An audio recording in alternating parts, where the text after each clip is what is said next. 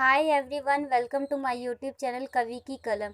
आज मैं आपको नागार्जुन की सुप्रसिद्ध कविता बादल को घिरते देखा है, जिसका यह सेकंड पार्ट है। यदि आप लोगों को फर्स्ट पार्ट देखना है तो ऊपर दिए गए आई बटन पर क्लिक करके देख सकते हैं। और मैं आप लोगों को कहूँगी कि एक बार उस वीडियो को ज़रूर देखें, ताकि आप लोगों को इस कविता को समझना बहुत आसान हो जाएगा, क्योंकि मैंने उसमें बहुत सारी चीज़ें ऐसी बताई है जिससे इस कविता को आसानी से समझा जा सकता है। और अब मैं इस वीडियो को शुरू करती हूँ। पहले मैं कविता की पंक्तियों को पढ़ूंगी, उसके बाद उसकी व्याख्या करूंगी। दुर्गम बर्फानी घाटी में शत सहस्त्र फुट ऊंचाई पर अलख नाभि से उठने वाले निज के ही उन्मादक परिमल के पीछे धावित हो होकर तरल तरुण कस्तूरी मृग को अपने पर चढ़ते देखा है, बादल को घिरते देखा है। कवि नागार्जुन जी कहते हैं कि उन्होंने सैकड़ों हजारों फुट की ऊंचाई पर स्थित बर्फीली घाटी में, जहां के रास्ते बहुत मुश्किल होते हैं, वहां पहुंचना आसान काम नहीं होता। वहां उन्होंने एक युवा कस्तूरी मृग को देखा है। युवा कस्तूरी मृग मतलब होता है हिरन।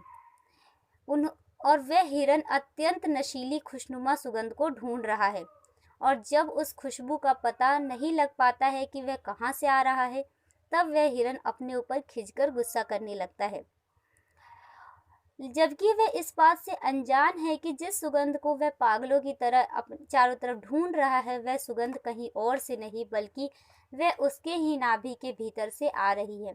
ये तो हुआ कवि के सीधे सीधे कहने का तात्पर्य, परंतु कवि इस मृग की उदाहरण के साथ हमें कुछ समझाना चाहते हैं।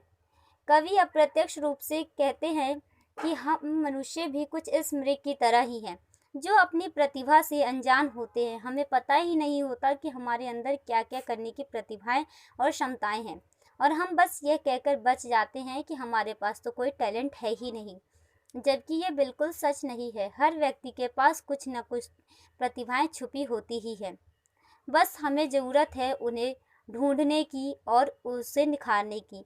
इस प्रकार कवि कहते हैं कि उन्होंने हिमालय पर्वत की ऊंची चोटियों पर बादल को घिरते देखा है। अब अगली पंक्ति है, कहाँ गया धनपति कुबेर वह, कहाँ गई उसकी वह अलका, नहीं ठिकाना कालिदास के व्योम प्रवाही गंगा जल का। ढूंढा बहुत परंतु लगा क्या, मेघदूत का पता कहीं पे, कौन बताए वह छाया में बरस पड़ा होगा न यहीं पर। जाने दो वह कवि कल्पित था, मैंने तो भीषण जाड़ों में नवचुंबी कैलाश शीर्ष पर महामेघ को झंझानील से गरज गरज भिड़ते देखा है, बादल को घिरते देखा है।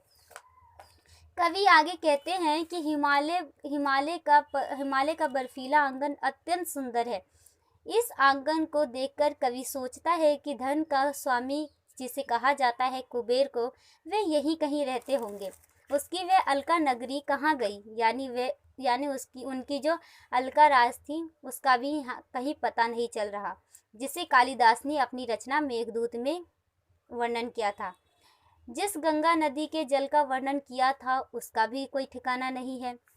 मेघदूत का भी पता नहीं चल पा रहा है कि वह कहाँ बरसा था। कवि कहते हैं कि जाने दो, वे कवि कल्पित थे, यानी कि कवि कालिदास ने जो अपनी रचना मेघदूत में जिस इन सब चीज़ों का वर्णन किया था, वह एक कल्पना मात्र ही था। उसका सच्चाई से, वास्तविकता से कोई लेना देना नहीं है। कवि नागार्जुन जी कहते हैं कि परंतु मैं प्रत्यक्ष, यानी कि अपनी आंखों से देखकर कह रहा हूँ, यहाँ इस प्रकार का कुछ भी दिखाई नहीं दे रहा है। मैंने अनुभव किया है कि घोर सर्दी के दिनों में आकाश को छूते हुए कैलाश पर्वत की सबसे ऊंचाई पर एक बड़े बादल को वायु के साथ गरज गरज टकराते हुए देखा है मैंने। लेकिन वहां गए इन चीज़ों को वहां ढूंढने पर कवि ने जो अनुभव किया है, वहाँ मेघों को गरज गरज गिरते देखा है। वहाँ के भीषण दृश्य को कवि ने देखा है, उन्होंने जो प्रत्यक्ष रूप से देखा है, कैसा दृश्य उन्होंने देखा है, उसी को इस कविता में उन्होंने हम सबको बताया है। अगली कविता की पंक्ति है, शत शत निर्झर निर्झरनी कल मुखरित देवदास कानन में, शोणित धवल भोज पत्रों से छाई हुई कुटी के भीतर रंग बिरंगे और सुगंधित फूलों के कुंजल को साजे, इंद्रनील की माला डाले, शंख सरीखे सुगढ़ गालों में, कानों में कुवलय लटकाए, शतदल लाल कमल वेणी में, रजत रचित मणि खचित कलामय, पान पात्र द्राक्ष पुरित रखे सामने, अपने अपने लोहित चंदन की तृप्ति पर नरम निदाग बाल कस्तूरी मृत छाल पर पलथी मारे, मदिरा ऋण आंखों वाले उन उन्मद किन्नर किन्नरियों की मृदुल मनोरम अंगुलियों को वंशी पर फिरते देखा है, बादल को घिरते देखा है। कवि आगे कहते हैं कि हिमालय पर्वत पर देवदारों के वृक्ष के घने जंगल है। उनमें सैकड़ों छोटे बड़े झरनों का कलकल का स्वर गूंजता है, वहाँ सुनाई देता है। वहाँ लाल और सफ़ेद भोज पत्रों से सजी हुई झोपड़ियाँ हैं, जिसके अंदर वे लोग रहते हैं। वहाँ के लोग अपने केश यानी कि बालों में रंग बिरंगे फूलों को सजाते हैं और नीलम की पत्थर की माला भी गले में पहनते हैं। लड़कियां अपने कानों में नील कमल लगाती है, नील कमल यानी खिला हुआ कमल। यहाँ के किन्नर नर नारी नशे में धुत है। जो मदिरा ग्रहण करते हैं उनकी आंखों में नशे की लाली दिखाई दे रही है। वे लोग मृग की छाल से बने आसन पर बैठते हैं। लाल चंदन से बनी तपाई वहाँ के लोग मधुर गीत भी गाते हैं। वहाँ के सुंदर मनमोहक वातावरण को कवि ने अपनी रचना में बताया है और इसी का वर्णन इस कविता में किया है।